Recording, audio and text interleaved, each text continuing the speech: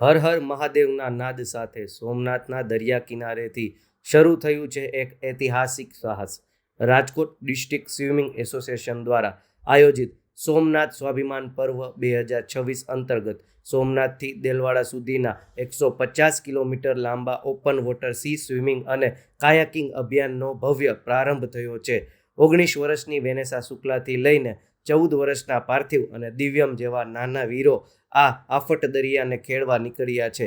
સાથે કાયાકિંગ ટીમમાં આર્યન, વેદાંત, સિદ્ધરાજ અને જીનલ પણ અદમ્ય ઉત્સાહ સાથે જોડાયા છે. આ અભિયાન માત્ર રમત નથી પણ આધ્યાત્મિકતા, પર્યાવરણ જતન અને વ્યસન મુક્તિનો સંદેશ છે. આજના પ્રથમ દિવસે ખેલાડીઓએ 15 કિલોમીટરનું અંતર કાપી પોતાની મક્કમતા સાબિત કરી દીધી છે. 2 માર્ચ સુધી ચાલનારા આ સાહસિક પર્વને ધારાસભ્ય રમેશભાઈ ટીલારા અને પૂર્વ મંત્રી ઉમેશભાઈ રાજ્યગુરુ સહિતના મહાનુભાવોએ લીલી ઝંડી આપી પ્રોત્સાહિત કર્યા હતા.